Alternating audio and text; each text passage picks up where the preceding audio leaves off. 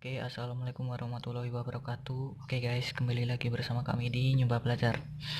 Nah, kali ini kita akan belajar pelajaran bahasa Indonesia, yaitu kita akan membahas menentukan ringkasan pada paragraf. Oke.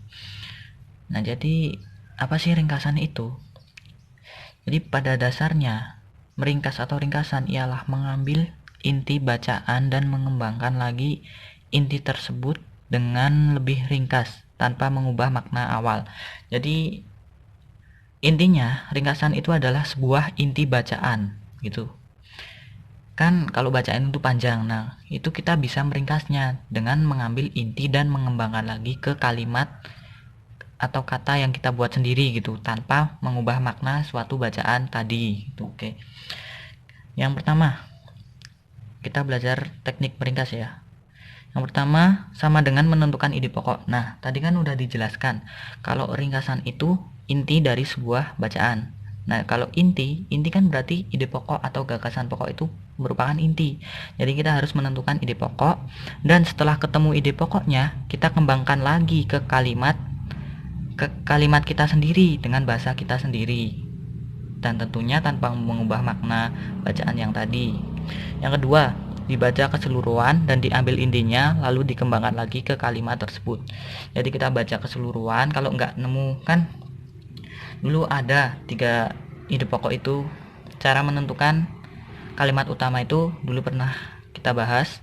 Yang pertama itu deduktif. Deduktif itu di awal, terus induktif itu di akhir, dan campuran itu di awal dan dipertegas di akhir. Kalau campuran biasanya ada kata oleh karena itu, dengan demikian gitu. Nah, kalau itu nggak ketemu, kita kan harus baca keseluruhan. Jadi kita harus baca keseluruhan dan kita ambil intinya aja yang mencakup makna dari bacaan tersebut dan tidak nyeleweng gitu loh maknanya. Oke, kita lanjut aja. Ini kita harus perhatikan kalimat pertama dan terakhir caranya. Kan ya sama kayak menentukan ide pokok, kita perhatikan kalimat pertama dan terakhir, lalu cocokkan kata kunci kalimat, lalu kita cocokkan kalimat pertama dan terakhir itu dengan pilihan jawaban kata kuncinya. Ada nggak kesamaan? Kalau kira-kira misalnya ini membahas tentang banjir, misal banjir ini disebabkan oleh bla bla bla bla bla, terus di jawaban juga ada dijelaskan banjir disebabkan oleh beberapa hal ini. Nah, itu sama kemungkinan itu ringkasannya.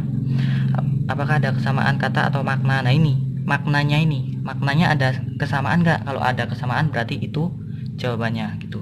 Oke, untuk kita agar lebih jelas kita coba latihan soalnya ya. Oke, next kita coba latihan soal ringkasan ya. Nomor 6. Cermati paragraf berikut dengan seksama. Sepeda memiliki magnet bagi banyak orang, bukan hanya anak-anak yang mengemari sepeda.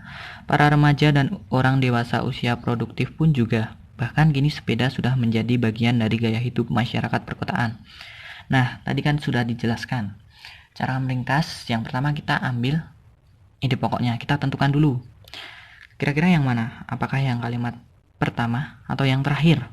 Apakah menjadi magnet atau sudah menjadi bagian gaya hidup masyarakat perkotaan? Kalau di sini jawabannya E. Sepeda digemari oleh berbagai lapisan masyarakat. Kita simpan dulu ya. Coba kita bedah yang kalimat utama. Kalimat pertama ini, sepeda memiliki magnet bagi banyak orang. Di sini memang nggak ada yang menjadi magnet. Tapi kalau yang menjadi gaya hidup ada di sini, sepeda menjadi gaya hidup. Tapi gini, kalau menjadi magnet bagi banyak orang sama dengan kata digemari, itu kan maknanya sama. Bentar. Itu kan maknanya sama. Magnet digemari.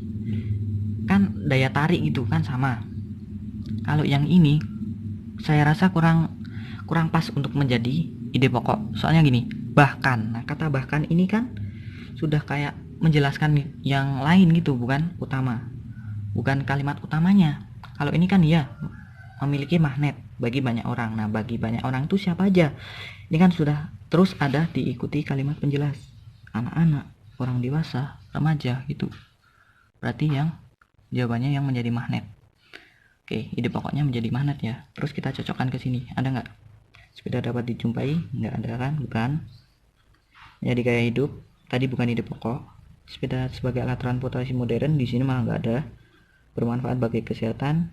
Memang iya, tapi di tag nggak ada. Jadi jawabannya yang tepat tetap yang E. Digemari sama menjadi magnet, itu maknanya sama. Oke, kita next, kita latihan soal tanpa ada jawabannya. Kita lanjut latihan soal yang kedua ya. Cermati paragraf berikut dengan seksama. Aktivitas belajar bukanlah suatu kegiatan yang dapat dilakukan tanpa pengaruh dari faktor lain. Aktivitas belajar merupakan kegiatan yang melibatkan unsur jiwa dan raga. Belajar tidak akan pernah dilakukan tanpa suatu dorongan yang kuat, baik dalam dirinya yang lebih utama maupun lebih luar sebagai upaya lain yang tidak kalah pentingnya. Faktor lain yang mempengaruhi aktivitas belajar seseorang itu dalam pembahasan ini disebut motivasi. Motivasi mempunyai peranan yang sangat penting dalam aktivitas belajar siswa. Tidak ada seorang pun yang belajar tanpa motivasi. Tidak ada motivasi berarti tidak ada kegiatan belajar. Oke. Kita coba cermati. Sebenarnya nggak usah kita baca semua ya. Kita cuma cermati kalimat pertama dan terakhir. Aktivitas belajar bukanlah suatu kegiatan yang dilakukan tanpa pengaruh dari faktor lain. Tanpa pengaruh dari faktor lain. Oke, berarti kan ada dua faktor nih. Kita sudah jelas. Coba kita cocokkan ke yang A. Aktivitas belajar dipengaruhi oleh faktor diri dari dalam diri dan dari luar diri. Ini masuk. Berarti kan ada dua faktor. Yang faktor lainnya itu kan yang dari luar. Yang B, tidak ada seorang pun yang belajar tanpa motivasi untuk hidup lebih baik. Motivasi bisa, kita simpan dulu ya. Tapi nanti saya beri penjelasan kalau saya nggak milih yang ini. Menurut saya kurang tepat ini.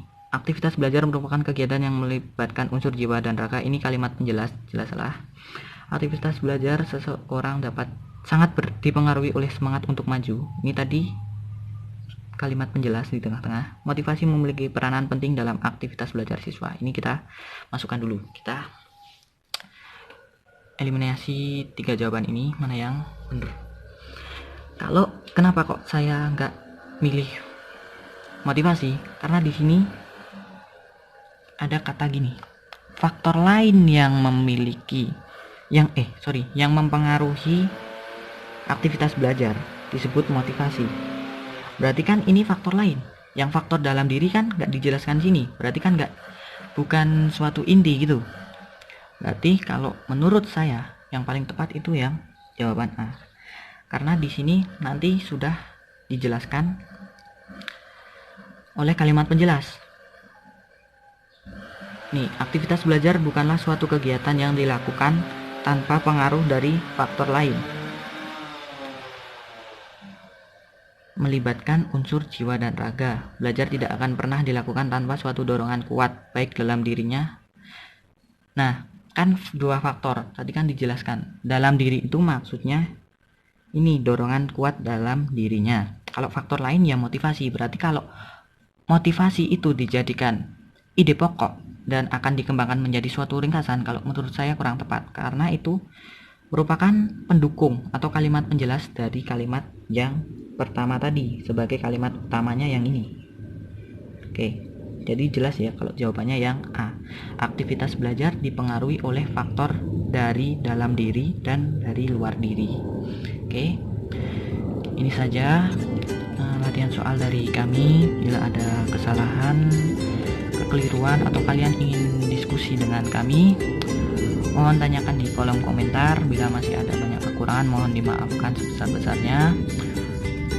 Jangan lupa like, share, komen, dan subscribe bila Anda suka. Kalau tidak suka ya udah biarkan aja, yang penting Anda nonton. Oke, sekian dari kami. Kurang lebihnya mohon maaf. Wabillahi taufiq wal hidayah. Wassalamualaikum warahmatullahi wabarakatuh. Oke, jangan lupa untuk terus mencoba.